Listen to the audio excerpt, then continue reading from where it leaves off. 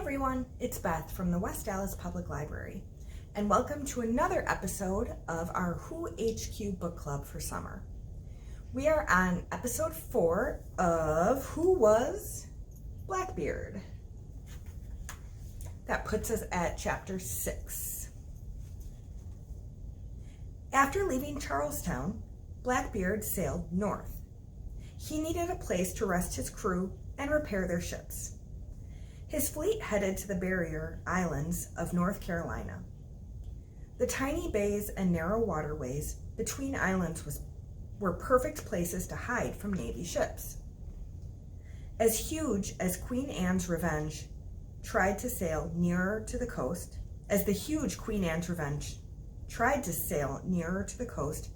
it ran aground on a sandbar. The bottom of the ship smashed into the bottom of the shallow sea. That's what running aground means. The mighty ship was badly damaged.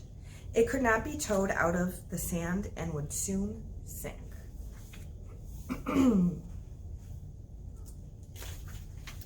Blackbeard ordered the ship emptied of as much stolen cargo, supplies, and sailing gear as possible. It was all loaded onto a smaller ship called the Adventure. While the pirate crew was transferring their treasure, they learned of some very interesting news from England. Charles Eden, the governor of the colony of North Carolina, was offering a royal pardon for pirates. Given by King George I of England, the pardon forgave all British pirates. It was a way to get the pirates to stop stealing without having to attack or capture them. Blackbeard sent Stede Bonnet, who had remained on board the Revenge all this time, to request a pardon from the governor of the North Carolina colony. But while Bonnet was on his way back from seeing the governor, Blackbeard sailed away in the Adventure, along with all the treasure and cargo Bonnet and his men owned. That was tricksy. Blackbeard marooned, or left behind, most of the crew on a small island. Blackbeard the pirate was now stealing from other pirates. Blackbeard sailed with his smaller force to the town of Bath, North Carolina. He wanted to meet Governor Eden personally. Blackbeard convinced the governor to not only pardon him and his men, but also to help them. Blackbeard said that he and his men would protect the small town from other pirates. In return, Eden would give them a place to live in the colony. Blackbeard seems to be a smooth talker. For several months, the men of the sea became men of the land. They built small houses in Bath and met the townspeople. Bath itself was not very big, perhaps no more than 24 homes in all. So, the arrival of the pirates increased the population quite a bit. The pirates were not perfect citizens, and rumors of wild parties and troublemaking followed them. Governor Eden ignored the trouble, probably because the pirates were paying him with some of the gold or supplies that they had stolen. A local legend says that Blackbeard himself built a house on Plum Point, overlooking the town harbor. But he spent a lot of time making trips to his ship, which was anchored nearby. That was because even though he had been officially forgiven of his crimes, Blackbeard still continued raiding passing ships. 2 of the ships that Blackbeard captured while living in Bath were from France. One was carrying sugar back to Europe. On August 23, 1718, Blackbeard sailed toward 2 large merchant ships, his cannons pointing straight ahead. Suddenly, as if scared, he steered his craft away.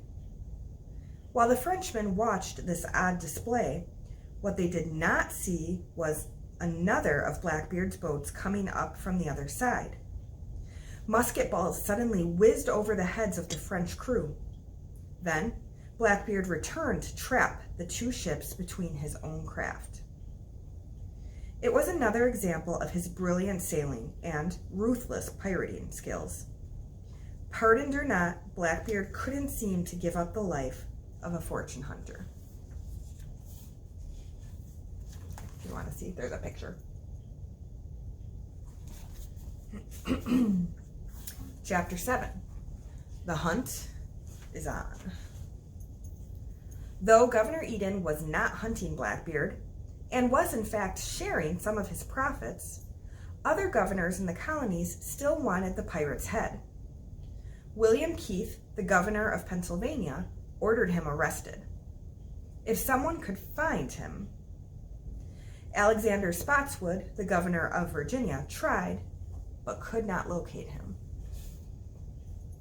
Spotswood was outraged by the capture of the French ships and by Governor Eden's behavior in helping the pirates. I thought it necessary to put a stop to further progress of the robberies, he wrote. Only one of Blackbeard's men, William Howard, was captured and arrested by Spotswood's officers. Howard gave up information about where Blackbeard might be. Governor Spotswood ordered 2 Royal Navy ships to sail to North Carolina with orders to find and capture or kill Blackbeard. Blackbeard, meanwhile, remained in North Carolina. By this time, he had moved out of Bath and spent most of his time in a camp on Ocracoke Island, one of the barrier islands of North Carolina. Formed mostly of sand, the islands shrink and grow over time as they are battered by waves and tides. Few trees or grasses grow on the dunes, and only seabirds lived there at the time. The wind howls often, and the night can be cold. Blackbeard's crew would have made camp using ship's sails for tents and cooking over campfires. He was probably aware that British ships were searching for him, but he believed that he had picked a good hiding spot. The narrow inlets around the island would make it hard for large ships to reach him. At the same time, more and more Royal Navy ships were indeed patrolling the waters off the American mainland and near the British colonies of the Caribbean. The net was closing around the pirates.